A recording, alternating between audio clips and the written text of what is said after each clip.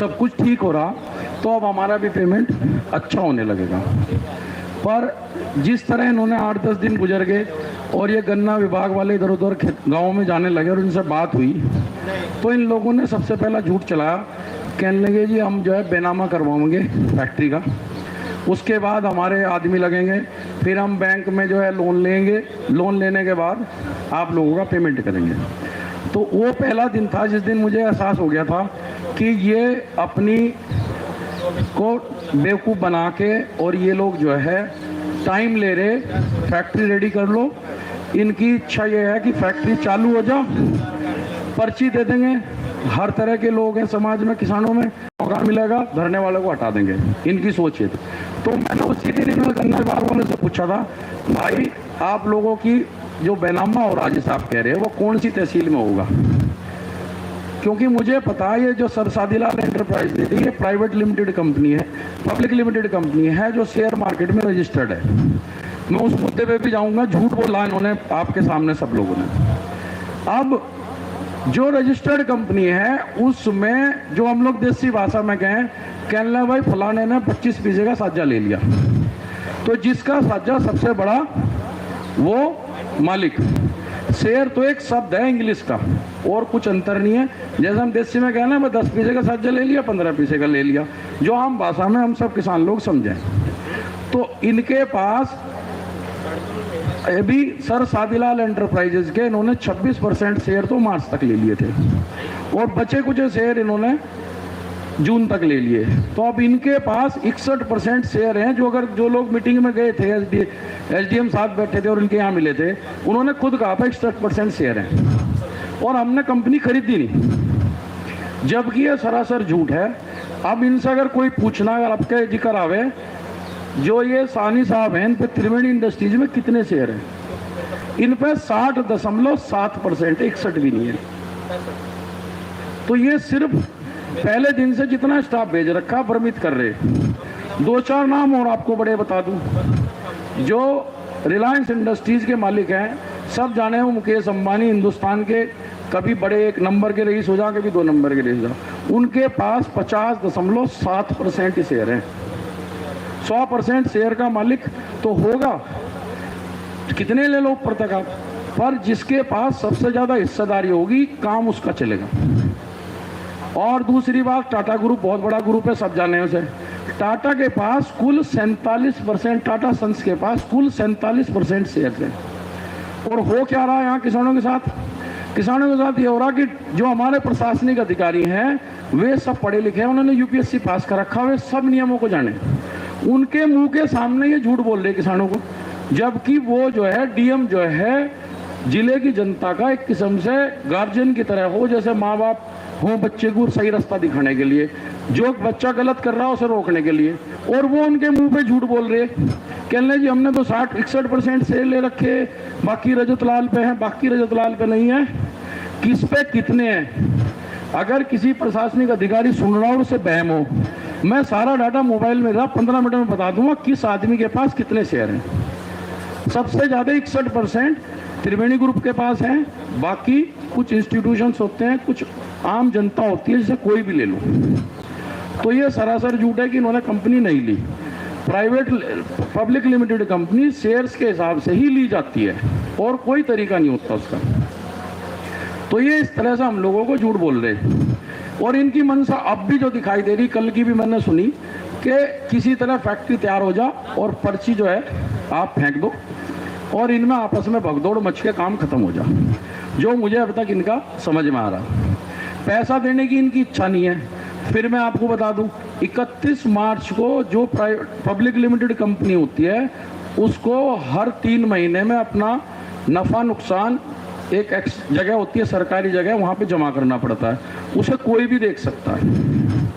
तो 31 मार्च को इनके खाते में 2,879 करोड़ रुपए जमा थे, जो कि इनके मुनाफे में से निकले हर साल थोड़े थोड़े करके। और वो जो मुनाफा जो कंपनी के नियम के हिसाब से होता है वो इसीलिए होता है कि आप कल को कोई फैक्ट्री खरीदने लगो, कोई नया प्लांट लगाने लगो, कोई चीज इन्वेस्ट करनी हो, उसमें उसे कहते हैं रिजर्व एंड सरप्लस। यानी कि कोई बच्चों जैसे हम लोग अपनी बचत कर लें ना कि बुरे समय में काम आवेगा, इसलिए फैक्ट्री का भी बुरे समय में काम आने वाली स्थिति के लिए ही वो पैसा रखा जाए। उसका नाम ही काम ही यही हो। कल को आपको भी फैक्ट्री खरीदनी, दो रास्ते, या तो आपके पास पैसा हो, नहीं दूसरी स्थिति आप बैंक से जाके लोन लो। तो बैंक से लोन लेने में ब्याज दोगे। अब यहाँ पे क्या हो रहा, आपके पास पैसा रखा, आप ब्याज कमा रहे, आप फैक्ट्री लेनी, कायदे से ने जितना यहाँ खर्चा था उसमें से निकाल के यहाँ दे के और काम शुरू करना था, जो इनका तरीका था, जो कंपनी नियम है, भारत सरकार के नियम कह रहे। अगर ये मना कर दें इस नियम को कि ऐसा नहीं है, रिजर्व सरप्लस में 2879 करोड़ रुपए हो, अगर 7-10% भी उसमें से पैसा निकाल लें तो यहाँ किसानों का पैसा 15 मिनट में जाके बहुत, ये रिपेयर मेंटेनेंस का भी पैसा सारा बच जाएगा, 10% कुल। तो इन लोगों की जो मनसा है, स्थिति है, वो यही चल रही कि इन्हें किसी तरह ने बेचारों को जानकारी नहीं है, इन्हें बेवकूफ़ बनाओ और काम पे लगाओ, और कुछ स्थिति नहीं है।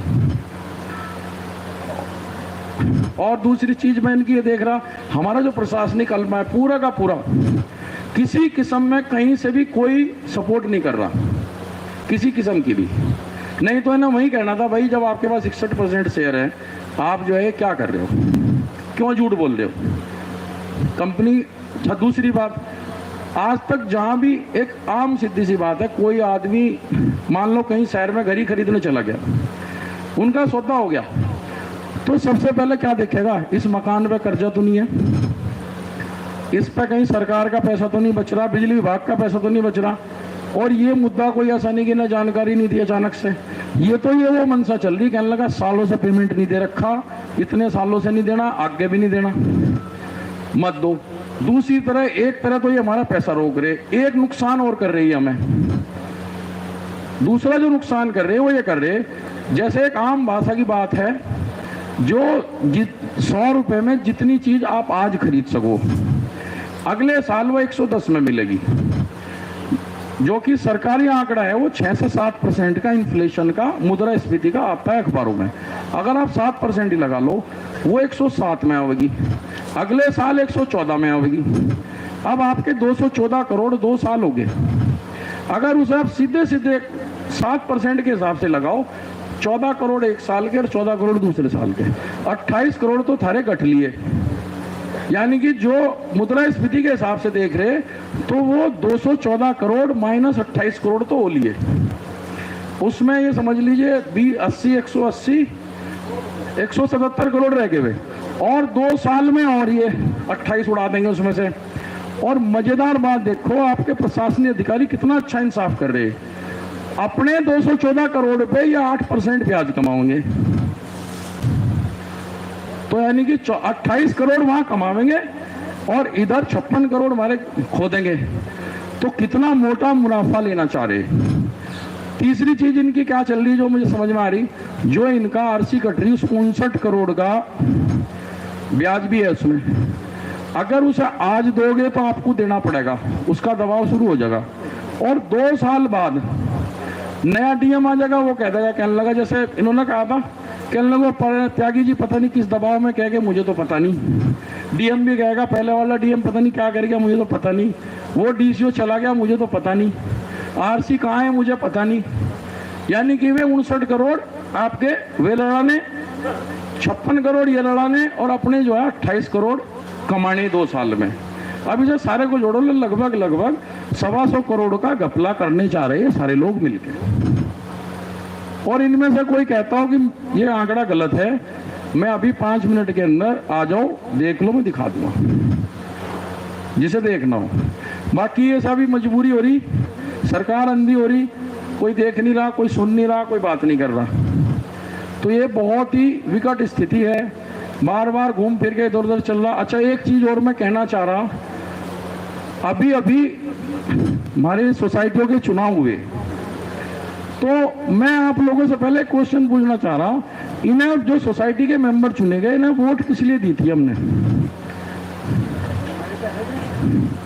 ये हमारा काम करें, हमारा मुद्दा उठावे। जो कोऑपरेटिव सोसाइटी है, जो हमारे गृह मंत्री हैं, जो बार बार चिल्लावे, कहना कोऑपरेटिव से देश का भला होगा, और कोऑपरेटिव में हो क्या रहा, कैसे ये वोट दे रहे? क्या इन्हें आगे वोट देने के लिए चुना था? बाकी कोई काम नहीं है। कैसे वोट दे रहे हो सबको पता। आम चर्चा में बैठ के चले, कहने लगा उनने इतने दे दिए, उतने इतने ले लिए, वो उसका चला जाएगा, उसके चला जाएगा, सबको पता। तो क्या हम इन्हें बिकने के लिए दे रहे थे क्या वोट, कि तुम बिक जाइयो, डायरेक्टर को दे दियो, डायरेक्टर को आके चेयरमैन खरीदियो और चेयरमैन बन जाइयो और फिर काम करियो फैक्ट्री वाले का।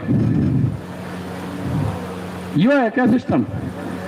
अगर नहीं है तो अपने अपने डेलीगेट को, जितने भी गांव के लोग आ रहे हैं उसमें गांव की राजनीति छोड़ दो भाई, अपने डेलीगेटों को लेके आओ भाई, यहाँ आओ, जब तुम्हें वोट दे रखी तुम चुन रहे, यहाँ के धरने बैठो, डीएम साहब के पास चलो, कहो हमारा पेमेंट क्यों नहीं हो रहा। असली काम उनका ही है, उसमें हम लोग बढ़ जा खेल रहे हैं, मेरे ग्रुप का या दूसरे ग्रुप का, वो कहेगा मैं इसके साथ नहीं जाने का। इन्हें पकड़ना चाहिए, डायरेक्टर को पकड़ना चाहिए, गन्ना समिति के चेयरमैन को पकड़ना चाहिए। ये भी क्या कर रहे, आराम से बैठे, उसके बाद समय निकलता चला जाएगा। बाकी मिलों ने अपनी तारीख दे दी, वे उसमें लग रहे। अगर इन्हें देना, अगर आप लोगों ने ज्ञापन दिया डीजीओ साहब को, भाई हमारी गन्नी का इंतजाम करो दूसरी जगह, तो क्या उन्होंने लेटर दे दिया? तो फिर कब देंगे? अगले साल। वे नहीं कोई बात सुन दे, तो मुझे तो यही लग रहा कि जो प्रशासन है वो सहयोग नहीं कर रहा। दूसरा एक है, हम लोगों के अंदर कंफ्यूजन पैदा करा जा रहा। जो मैंने सुना, ये विश्वास सूत्र से तो मैं पक्की खबर नहीं कह रहा, कुछ लोगों की चर्चा है, कहने लगे जिनके 100 करोड़ तक 100 कुंटल तक के बॉन्ड है उनके पेमेंट कर दिए, वो मुझे नहीं पता। अच्छा, एक मैसेज आया था कि 9 फरवरी तक का पेमेंट आ गया। अगर इनका एक दिन का पेमेंट 2 करोड़ था और इन्होंने कहा हमने 25 करोड़ दिए, तो लगभग पेमेंट आना था 13 दिन का। 2 दिन के पैसे कहाँ गए? और मेरी एक पर्ची 9 तारीख की है, उसका पेमेंट आया नहीं। तो मुझे लग रहा है इन्होंने 6 या 7 तारीख तक का पेमेंट दिया, आगे का पेमेंट वो 100 कुंटल वाले बॉन्ड वालों को दे दिया।